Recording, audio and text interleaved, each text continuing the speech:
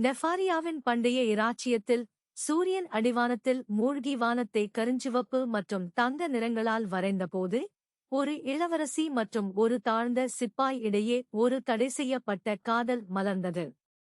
அவர்களின் சமூக பிளவு ஒரு பிளவை குறைக்க முடியாததாக தோன்றியது.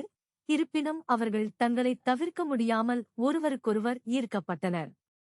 இளவரசி காகமுடி மற்றும் நீலக்கல் கண்களுடன் தனது காதலனை ரகசியமாக சந்திப்பதற்காக அடிக்கடி கோட்டைக்கு வெளியே பதுங்கியிருப்பார். அவர்கள் ஆற்றின் கரையோரமாக கைகோர்த்து உலா வருவார்கள். நாளுக்கு நாள் அவர்களின் காதல் வளர்ந்து கொண்டே இருந்தது. அவர்களின் காதல் தொடர்ந்து செழித்து வளர்ந்ததால் கண்டுபிடிப்பின் ஆபத்து மேலும் நெருங்கியது. நியாயமான ஆனால் மன்னிக்காத ஆட்சியாளரான ராஜா ஒரு சாமானியர் மீதான தனது மகளின் அன்பை ஒருபோதும் ஏற்றுக்கொள்ள மாட்டார். அவர்கள் பிடிபட்டால் அவர் மரண தண்டனைக்கு உட்படுத்தப்படுவார் என்பதையும், இளவரசி அரசு இரத்தம் கொண்ட ஒரு மனிதருடன் அன்பற்ற திருமணத்திற்கு கட்டாயப்படுத்தப்படுவார் என்பதையும் சிப்பாய் அறிந்திருந்தார். ஒரு அதிர்ஷ்டமான இரவு அவர்கள் ஆற்றங்கரையில் ஒன்றாக அமர்ந்திருந்தபோது அவர்கள் ஒரு தீர்வு செய்ய வேண்டும் என்று அவர்களுக்கு தெரியும். அவர்கள் ஓடிப்போகவும் ராஜ்யத்தை விட்டு வெளியேறவும் ஒன்றாக புதிய வாழ்க்கையைத் தொடங்கவும் முடிவு செய்தனர்.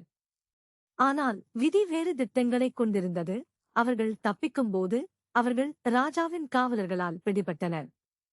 தன் காதலனை காப்பாற்றும் தீவிர முயற்சியில் இளவரசி தன் தந்தையிடம் கருணை கோரினாள். ஆனால் அது மிகவும் தாமதமானது. சிப்பாய்க்கு மரண தண்டனை விதிக்கப்பட்டது.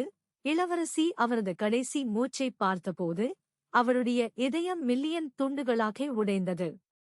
அவள் தனிமையில் இருந்தாள். அவளுடைய காதல் என்றென்றும் தொலைந்து போனது. அவள் அவரது உயிரற்ற உடலை பார்த்து அழுது கொண்டே இருந்தாள். அவர்களின் காதல் அணைந்த சுடர் மட்டுமல்ல, அவள் வாழ்நாள் முழுவதும் தன்னை வேட்டையாடும் ஒரு கலங்கரை விளக்கமாக உணர்ந்தாள்.